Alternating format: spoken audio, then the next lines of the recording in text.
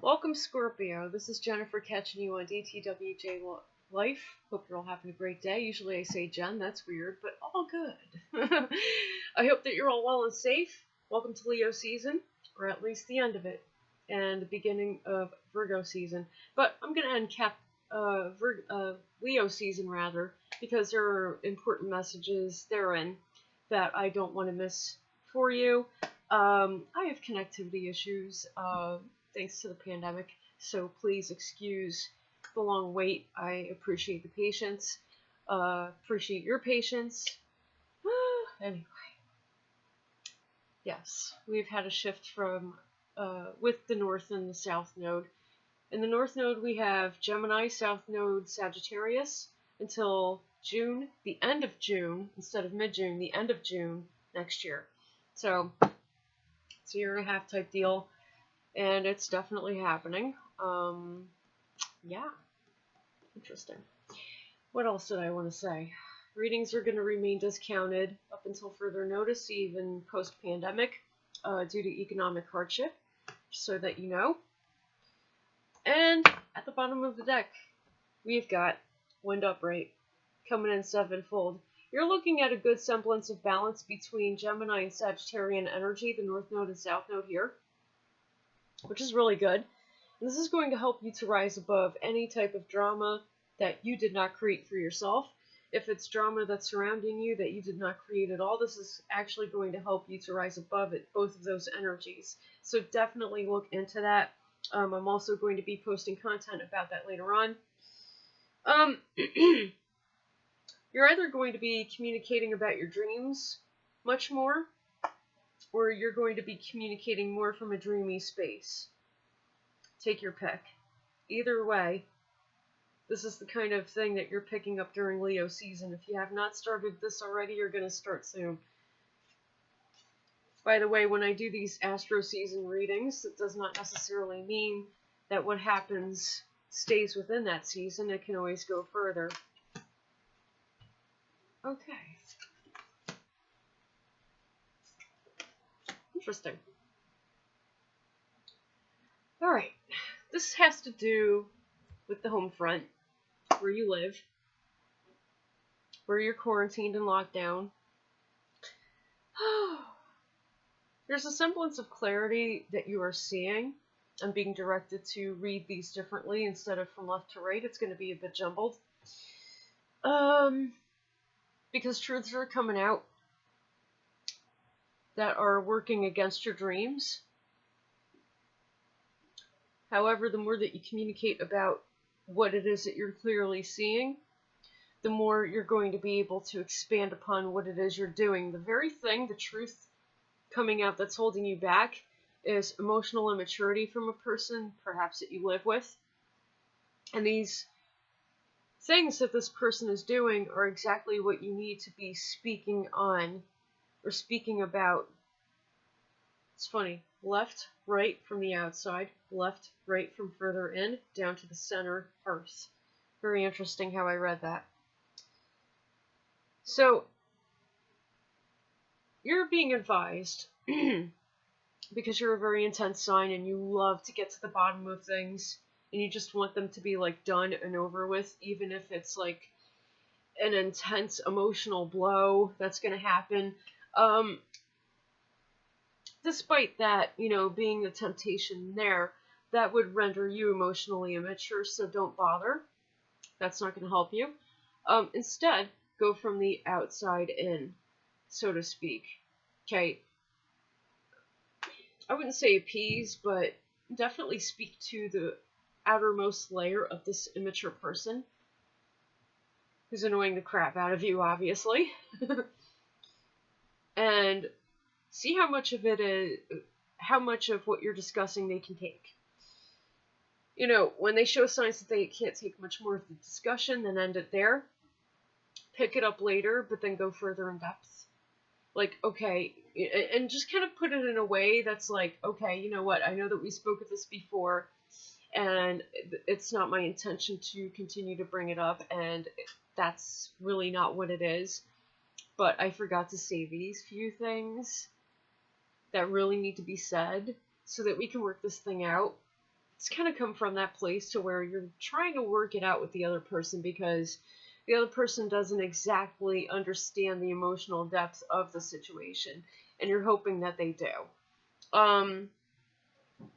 You're basically working on restabilizing your home life no matter how much trouble this person has been giving you. This could be a parent, an in-law, a sibling. Oh yeah. There's definitely a semblance of psychological entrapment as far as you are concerned, only because you just are so fed up. You're very angry and resentful, and you're stuck in that anger and resentment. On the other side of the spectrum, the other person that you're dealing with is stuck in old habits and won't give them up, no matter how much fault they see in them. Like, okay, yeah, I finally see the fault in what I'm doing or saying, but I'm still going to do it anyway because it's all I know. Because it's all I know. Emotional immaturity, aka ignorance, son of air, inverted. Yeah, because it's all they know. Interesting how that comes up right away. Next spread. This is you.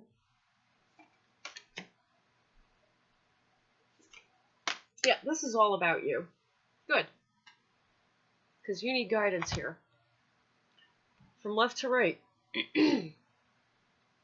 On a daily basis, apart from dealing with this person, you have your emotions and finances in check and stabilized as best as you possibly can. You're also in alignment with what it is that you're supposed to be disciplined in, what you're supposed to be doing. And when you focus on this, you're in a very happy place. You're not sad. You're not angry or resentful. You're just focused on that, and that's it. Like, that person doesn't even exist. It's like you kind of, step into like a cocoon. You kind of cocoon yourself in all these things that you're working on. And they make you feel incredibly happy when this person's not around. Yeah, something is not exactly avalanching in or coming through, which is what's making you so loud and noisy and thunderous with your communications. But they're a little bit too snappy, first off, and secondly, they cut too deep. It's like I said, work from the outside in, okay? No matter how much wrong had been done to you on your end of the spectrum, you still have to show patience, not communicate too swiftly, and try not to cut too deeply. Only because you're dealing with a loved one, somebody that you love, that you never want to lose, that you want to have around for life. So it's your choice whether or not you want to be cutting or not. And the more cutting you are, the more this person would probably choose that they don't really want much to do with you, and that's not how you want things to end. Because despite how angry and resentful you are now, later on, you're going to feel it. You're going to feel every single cut that you've given to that person, and you don't want that to happen. What you want to have happen is restabilizing your home life. That's what you want to have happen. You want your loved ones and yourself to be happy. Center card, Oasis upright. You want all of them and you to be happy. You want to create that oasis instead of a tower or death. You want to create an oasis for yourself and that other person, or those other people. How that's going to turn out is completely up to you and how you approach the situation. Because they are intellectually and emotionally immature, they're not exactly equipped to lead the situation, Leo season, like you are. It's coming up in the cards.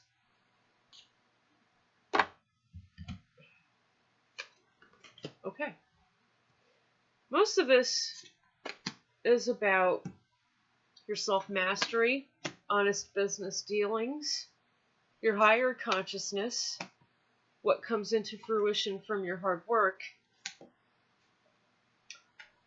But therein lies ozone inverted, which is either something dying around you, like maybe your relationships with others are dying, or it's a thing of you feeling like they negatively impact you to a degree in which you can no longer handle their presence. Like sometimes it does get that bad, but at the bottom of the deck again we have surrender. Upright, it's, about temperance and stillness, but this is about surrender. Surrender your anger and your resentment toward that person or those people, and focus on those things that do make you happy. And cocoon yourself for as long as it takes to create that oasis within you. And when you have it in you, work from the outside in while communicating with this person or these people to create that oasis with them. That will help you, because in your higher consciousness, this is what you want. You want a stable home life. You want an oasis. And in order to achieve this, you have to communicate with yourself and others from your higher self. Not your consciousness or subconsciousness, aka your body. Your higher consciousness. Okay? Focus mostly on that, Scorpio. I wish you the best of luck. Let me know how this goes. I appreciate you all watching me. This was Leo season. We're about to go into Virgo season. And I want you all to do the best that you can during Virgo season, because that's going to open up awesomeness. I love you guys. Thanks for joining me. Blessed be.